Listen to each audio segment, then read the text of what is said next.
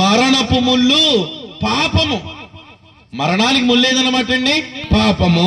పాపమునకున్న బలం ఏదన్నమాట అండి? ధర్మశాస్త్రము. ఇప్పుడు అది నెరవేర్చడా నెరవేర్చలేదా? పాపమునకు ఉన్నటువంటి బలం ఏదైనా మాత్రం ఏంటంటే పాత నిబంధన ధర్మశాస్త్రము ద్వారా పాపం అంటే ఏంటో బయటకు వచ్చింది తప్ప పాత నిబంధన ధర్మశాస్త్రము ద్వారా ఏ మానవులను కూడా నీతిమంతుడిగా తీర్చిదిద్దబడేటువంటి క్రమము పాత నిబంధన ధర్మశాస్త్రములో లేదు. కనుక ఆ పాత నిబంధన ధర్మశాస్త్రం వలన పాపమునకు బలము చేకూర్చబడుతున్నటువంటి కారణం చేత ఆ ధర్మశాస్త్రాన్ని నెరవేర్చి తన శిలువ మరణము ద్వారా ఆ ధర్మశాస్త్రాన్ని ఏం చేశాడు? సంపూర్ణంగా కొట్టివేశాడు. ఇప్పుడు దాని బలం ఏది? మరణమునకు ఉన్నటువంటి మరణపు ముల్లేదని మాట్లాడాడు పాపము. ఇప్పుడు ఆ పాపానికి సంబంధించినటువంటి ధర్మశాస్త్రాన్ని నెరవేర్చేసాడా నెరవేర్చలేదా? పాపమును బయటికి తీసుకొచ్చేటువంటి ధర్మశాస్త్రాన్ని ప్రభు అయినటువంటి యేసుక్రీస్తు వారు తన శరీరం అందు సంపూర్ణంగా ఏం చేశాడు? నెరవేర్చేశాడు. పాపం వల్ల వచ్చే జీతం ఏంటి? మరణము.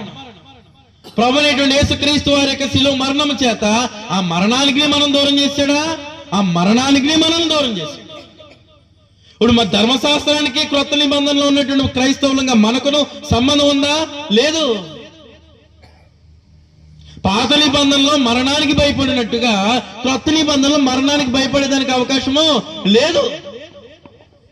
క్రొత్త నిబంధన వచ్చేసరికి మరణ విధానం వేరు. అది కేవలము ఎవరి ద్వారా మాత్రమే మార్చబడింది అనమాట. ఎవరి ద్వారా మాత్రమే ధైర్యంగా ఎదుర్కొనేటువంటి అవకాశం ఇవ్వబడింది అనమాట. సమస్త మానవాళి యొక్క రక్షకుడైనటువంటి ప్రభు అయినటువంటి యేసుక్రీస్తు వారి ద్వారా మాత్రమే సాధ్యమైంది. ఏంటది? మరణం విషయంలో భయపడకుండా పొందేటువంటి మరణాన్ని కూడా ధైర్యంగా ఎదుర్కొనడానికి, నేను ఎప్పుడు మరణం పొందుతానని ఎదురు చూసేటువంటి అవకాశము ప్రభు అయినటువంటి యేసుక్రీస్తు ద్వారా మనకి ఇవ్వబడిందండి. భయం లేదు అందులో. ఏం మాట్లాడేశాడు?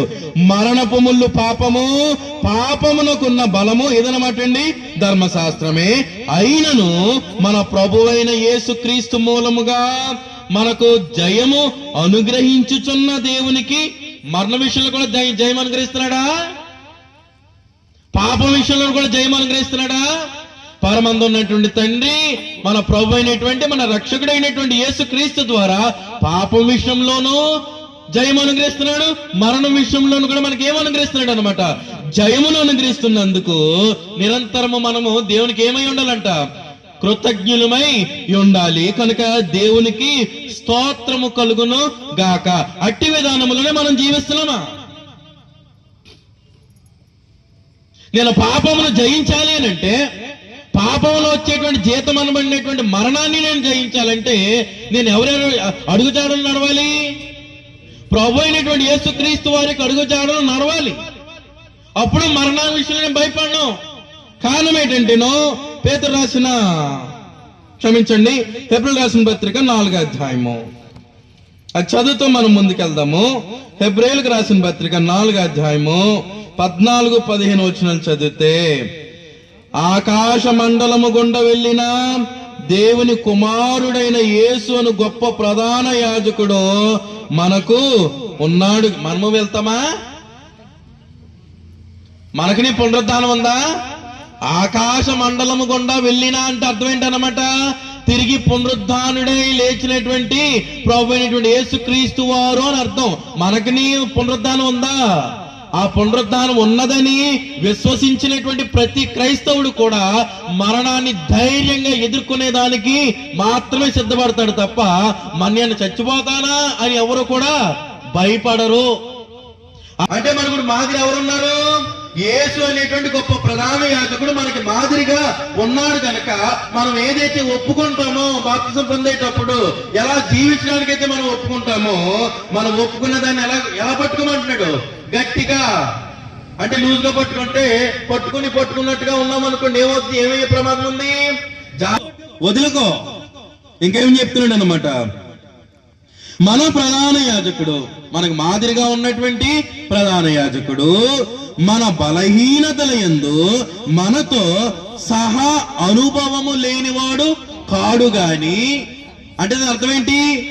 ఈ శరీరమును ధరించినటువంటి వ్యక్తిగా ఒక మనిషి ఎదుర్కొనేటువంటి బాధలన్నీ కూడా ప్రభువైనటువంటి యేసుక్రీస్తు వారు ఎదుర్కొన్నారా లేదా? ఇంక్లూడింగ్ విత్ ద డెత్, మరణముతో సహా. మరణములతో సహా ఎదుర్కొన్నాడా? మరణముతో సహా ఎదుర్కొన్నాడు. మరణ వేదనని ఎదుర్కొన్నాడు. కానీ గ్రంథం ఏమని మాట్లాడింది? మరణ వేదనలు ప్రభువైనటువంటి యేసుక్రీస్తు వారిని బంధించి ఉంచుట అసాధ్యమని గ్రంథం మాట్లాడింది. అంత గొప్పది క్రొత్త నిబంధన నియమము. మరి నా విషయంలో విశ్వాసం ఏంటి? నేను నిజంగా గట్టి పట్టుకున్నానో లేదా? మరణ విషయంలో సంతోషంగా వెళ్ళాలండి. మరణానికి ప్రభువైనటువంటి యేసుక్రీస్తు వారు అలాగే వెళ్ళారు. మన బలహీనతల యందు సహా అనుభవము లేనివాడు కాడు గాని ఏం చేశాడంట? సమస్త విషయములలో, అంటే ఏ ఒక్కటి కూడా తప్పిపోలా, ప్రతి విషయంలోనూ ఈ శరీరమును ధరించినటువంటి ఒక వ్యక్తిగా ప్రతి విషయంలోనూ మనవలే శోధింపబడినాను, అనగా శరీరమును ధరించినటువంటి మానవులముగా మనవలే శోధింపబడినను. ఆయన ఎలా ఉన్నాడంట? ఆయన పాపము లేనివాడిగా. అంటే మనం ఏం నేర్చుకోవాలి? మనం ఏం నేర్చుకోవాలన్నమాట? మనవలే శోధింపబడినను, అనగా మనలాంటి శరీరం ఉంది, మనలాంటి జీవితాన్ని అయినా ఈ భూమి మీద జీవించాడు, బతికి ఈ భూమి మీద బ్రతికాడైనా. కానీ ఆయన ఎలా ఉన్నాడంట? పాపం లేనివాడిగా ఉన్నాడని గ్రంథం మాట్లాడేటప్పుడు, మరి నేను క్రీస్తుని వెంబడిస్తూ ఉండగా, క్రీస్తుని వెంబడిస్తే లాభం ఏంటన్నమాట? పాపము లేని స్థితి. అలాగే క్రీస్తు పాపము చేయకూడదు. ఆయన ఈ భూమి మీద బ్రతికి మనతో మన యొక్క దేశ సంబంధమైనటువంటి జీవన విధాన విషయంలో మనవలే సహానుభవము కలిగినటువంటి వాడు ప్రభువైనటువంటి యేసుక్రీస్తు. ఈ భూమి మీద శరీరమును ధరించి బ్రతికినప్పటికీ కూడా ఆయన ఎలా ఉన్నాడంట? పాపము లేనివాడిగా ఉన్నాడు. అందుకనే దేని దయించాడు? మరణాన్ని జయించాడు. పాపి మరణాన్ని జయించగలడా? పాపి మరణాన్ని జయించలేడు. ఎవరు మాత్రమే మరణం జయించగలరు? పాపము లేని వారు మాత్రమే మరణాన్ని జయించగలరు. ఆ పాపము లేనటువంటి ఏకైక రక్షకుడు ప్రభువైనటువంటి యేసుక్రీస్తు అనేటువంటి ప్రధాన యాజకుడు మనకి ఉన్నాడు. ఆ ప్రధాన యాజకుడి విషయంలో మనం ఏం చేయాలి? పేతురు రాసిన మొదటి పత్రిక ఆ ప్రధాన యాజకుని విషయంలో మనం ఏం చేయాలన్నమాట?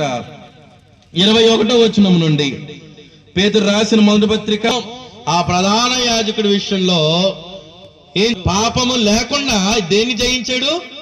మరణాన్ని జయించాడు. కనుక ఆయన మనకు ఇప్పుడు ఎలా ఉన్నాడు? చదవబోతాం 21 నుంచి. క్రీస్తు మీ కొరకు బాధపడి, హెబ్రీ పత్రికలాడు మనతో సహా అనుభవము కలిగినటువంటి వాడు. ప్రతి బాధ విషయంలో, శ్రమల విషయంలో, వేదన విషయంలో, ఆకలి విషయంలో, దాహం విషయంలో, ప్రతి విషయంలోనూ కూడా ఆయన మనవలే శోధింపబడిన వాడు. దానిని ఇక్కడ పేతురు పత్రిక వచ్చేసరికి ఏమని వాడాడు పదము? క్రీస్తు మీ కొరకు బాధపడి. క్రీస్తు ఏం చేశాడు అన్నమాట అండి? మీ కొరకు ఏం చేశాడైనా? బాధపడి. శరీరమును ధరించినప్పుడా? శరీరం ధరించినప్పుడు ఆయన మన కోసం ఏం చేశాడు? బాధపడ్డాడు. దేనిని తప్పించడానికి? నన్ను ఆ మరణపు వేదన నుండి తప్పించడానికి, నన్ను ఆ పాప బంధకముల నుండి దూరము చేయడానికి ప్రభువైనటువంటి యేసుక్రీస్తు వారు నా కొరకు, అనగా ఈ భూమి మీద ఉన్నటువంటి సమస్త మానవాళి మనందరి కొరకు ఆయన ఏం చేశాడు అనమాట? బాధపడి ఏం చేశాడు అనమాట? మీరు తన అడుగుజాడల యందు నడుచుకున్నట్లు ఏం చేయాలన్నమాట అండి? ఆ ప్రధాన యాజకుడు మనకి ఎలా ఉన్నాడు అన్నమాట అండి? తన అడుగు జాడలలో మనం నడుచుకునేటువంటి మాదిరికరమైనటువంటి వాడుగా ఉన్నాడు మన రక్షకుడైనటువంటి ప్రధాన యాజకుడైన యేసుక్రీస్తు. అది పాపం విషయంలోనూ తన అడుగు జాడల్లోనే నడవాలి. పాపం చేయకుండా ఉండాలంటే, మరణాన్ని సంతోషంగా ఎదుర్కోవాలంటే ప్రభువైనటువంటి యేసుక్రీస్తు వారు విడిచి వెళ్ళినటువంటి ఆ అడుగు జాడలలో, ఆ మాదిరిలోనే మనము నడిస్తే క్రీస్తు లాంటి మరణం పొందేదానికి మనకును అవకాశం ఉంటది.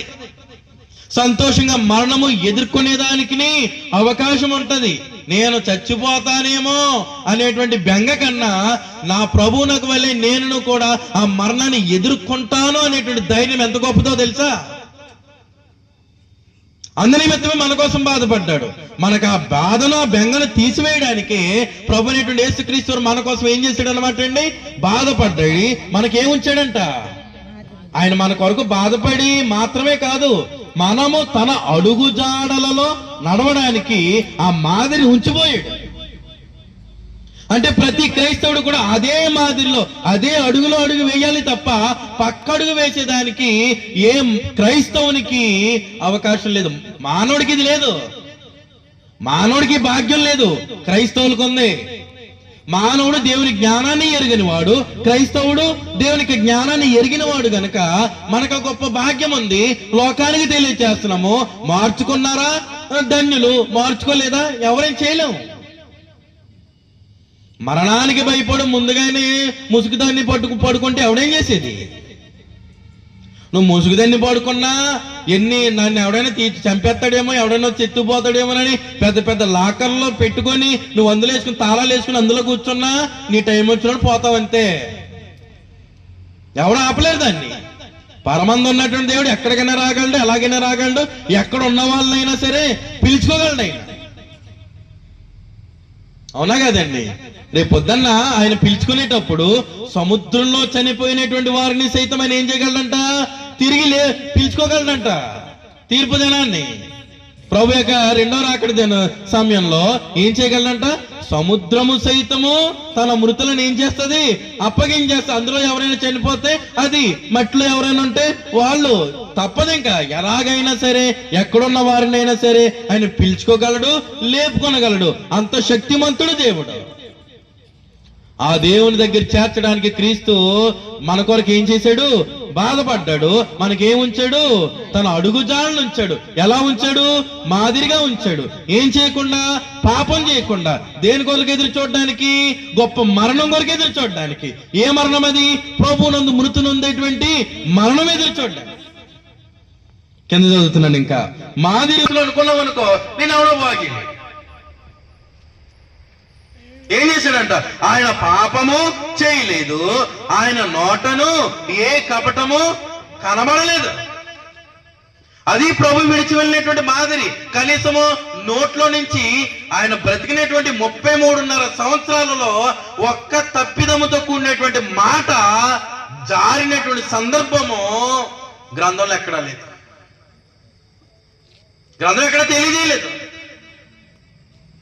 ఆఖరికి ఆయన శిలువ మరణ సందర్భంలో కూడా మాట్లాడవలసినటువంటి టైంలో కూడా ఆయన మాట్లాడలే. ఆయన ఎప్పుడు మాట్లాడాడు, అప్పుడే మాట్లాడాడు తప్ప ప్రతి దానికైనా నోరు తెచ్చి మాట్లాడిన వాడు కాదు ప్రభు అనేటువంటి యేసుక్రీస్తు. ఒక క్రైస్తవునికి ఆయన ఉంచి వెళ్ళినటువంటి మాదిరి ఏంటంటే, అడుగుజాడలు ఏంటంటే, నువ్వు ఎలా మాట్లాడాలి, ఏ సందర్భంలో మాట్లాడాలి, ఏ సందర్భంలో మౌనంగా ఉండాలి, పాపం లేకుండా ఎలా ఉండాలి, పొందేటువంటి మరణము మంచి మరణముగా ఎలాగునా దాని కొరకు నువ్వు ఎదురు చూడాలి. ఇవన్నిటి విషయంలో ప్రభు అనేటువంటి యేసుక్రీస్తు ఏం చేశారంట, మనకు మాదిరి ఉంచారు. దూషింపబడ్డాడే తప్ప తిరిగి ఎవరిని దూషించలేదు. దూషించలేనటువంటి మాదిరి. ఆయన శ్రమ పెట్టబడ్డాడు కానీ ఎవరిని బెదిరించలేనటువంటి మాదిరి. న్యాయముగా తీర్పు తీర్చు దేవునికి తన్ను తాను అప్పగించుకున్నటువంటి మాదిరి. ఎలాంటి సందర్భంలో, దూషింపబడేటువంటి సందర్భంలో, శ్రమ పెట్టబడేటువంటి సందర్భంలో కూడా తీర్పు తీర్చు దేవునికి తన్ను తాను అప్పగించుకున్నాడే తప్ప, తనకు తానుగా దేవుని విషయంలో విధేయుడే ఉన్నాడే తప్ప దూషించిన వారిని బదులు దూషించలేదు, శ్రమ పెట్టినటువంటి వారిని బెదిరించలేదు. అంటే ఏ మాదిరి ఉంచాడు అనమాట, మనకి దేవుని యొక్క ఏర్పాటును, దేవుని యొక్క సంకల్పాన్ని, దేవుని మీద ఉన్నటువంటి గురిని అది నెరవేర్చేటువంటి పని మాత్రమే దాని మీదే దృష్టి ఉంచాడు తప్ప మరి దేని మీదైనా దృష్టి ఉంచాడు ఆయన. నువ్వు నన్ను దూషిస్తున్నావా, దూషించుకో, నా పని అది కాదు. నిన్ను తిరిగి దూషించడం నా పని కాదు. నువ్వు నన్ను శ్రమ పెడుతున్నావు, పెట్టుకో. నిన్ను బెదిరించడం నా పని కాదు. నా పని ఏంటన్నమాట, దేవుని చిత్తాన్ని జరిగించడం.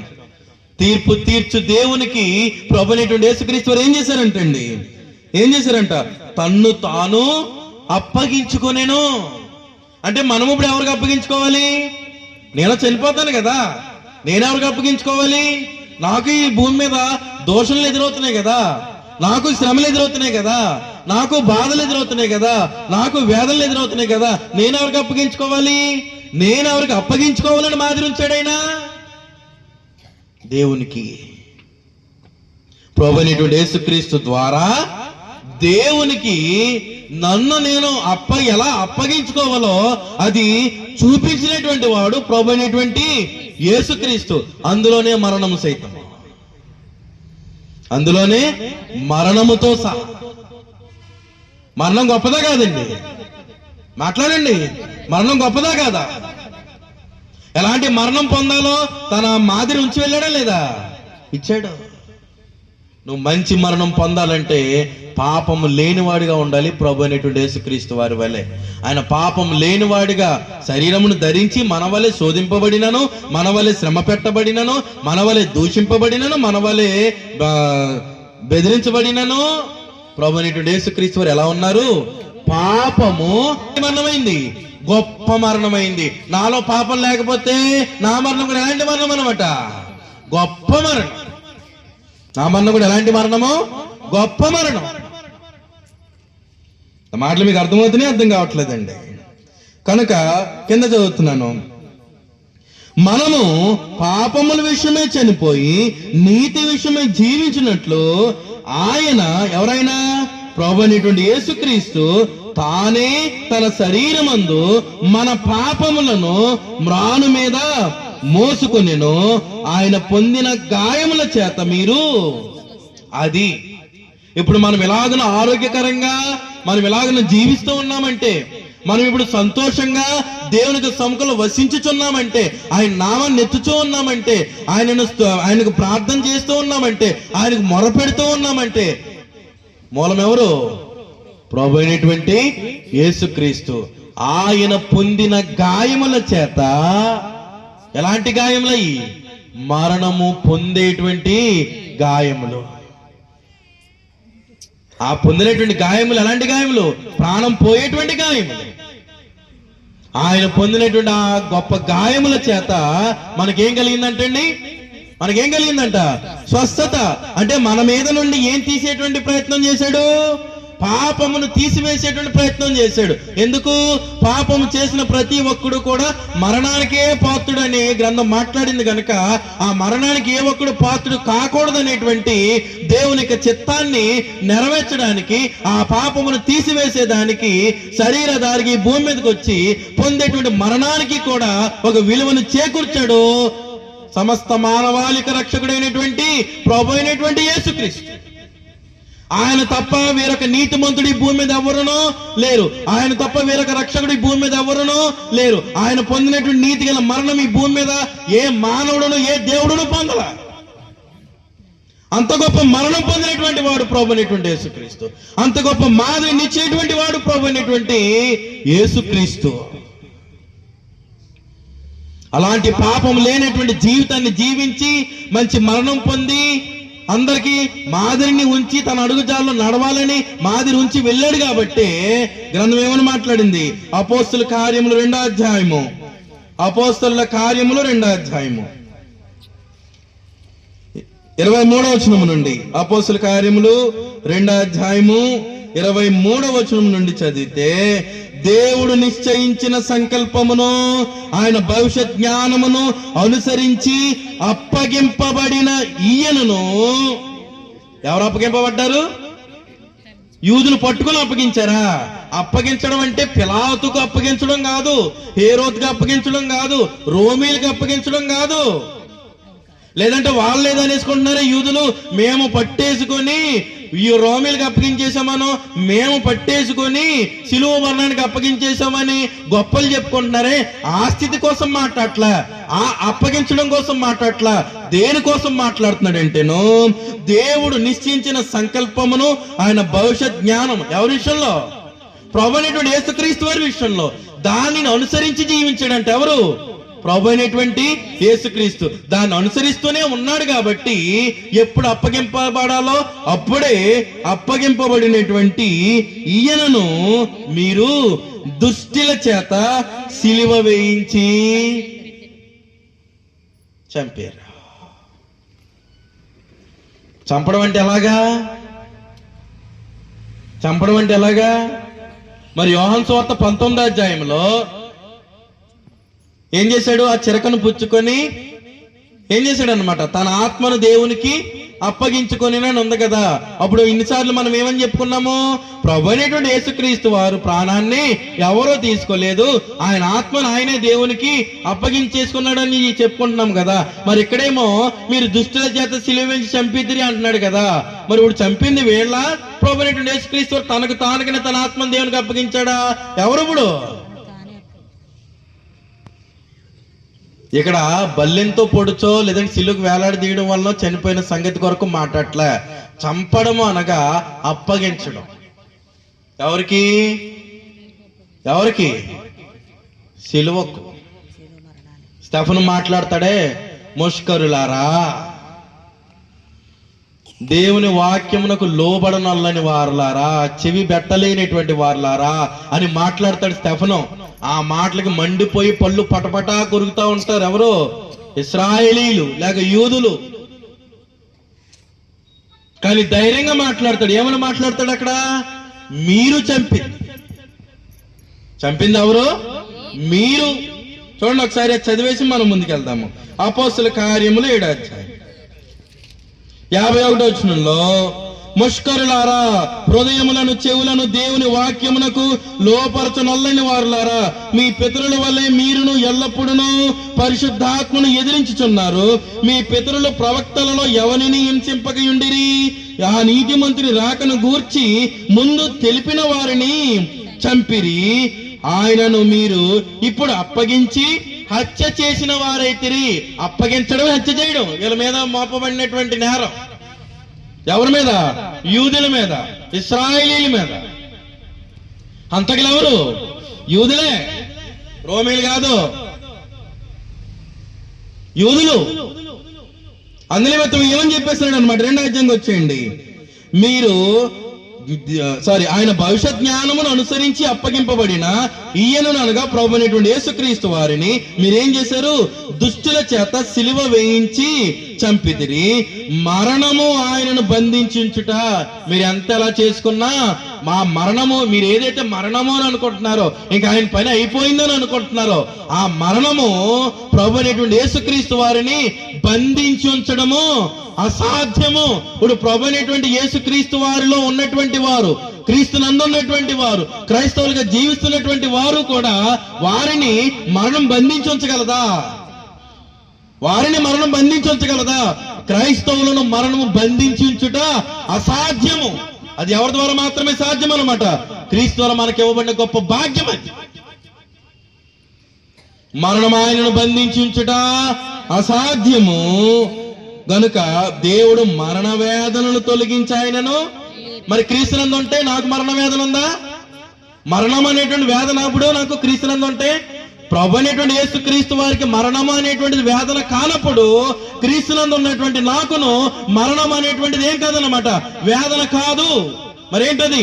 ఆశీర్వాదం. ఎవరి దగ్గరికి వెళ్ళేటువంటి ఆశీర్వాదం? పరమందు ఉన్నటువంటి తండ్రిని దేవునికి వెళ్ళేటువంటి గొప్ప ఆశీర్వాదం, నిత్యత్వమునకు చేరేటువంటి గొప్ప భాగ్యం. ఆ భాగ్యాన్ని మన ప్రియ సహోదరి రత్నం గారు పొందారు. మా స్థానిక సంఘంలో మృతి పొందినటువంటి ప్రతి ఒక్కరూ ఉంది. ఎవరి స్వాధీనంలో ఉన్నాయి? ఎవరి స్వాధీనంలో ఉన్నాయి? మనము పొందబోతాం మరణం. ఎలాంటి జీవితం జీవించి, ఎలాంటి జీవితం జీవించి? పాపం లేని జీవితమా? పాపం లేని జీవితం అయితే మరణం మనల్ని బంధించి ఉంచుట అసాధ్యం. మరణం కొరకు ఎదురు చూస్తాం. ఒక విశ్వాసి తప్పక దేని కొరకు ఎదురు చూస్తాడు అన్నమాట అండి? మరణం కొరకు ఎదురు చూస్తాడు. విశ్వాసం లేనివాడు మరణాన్ని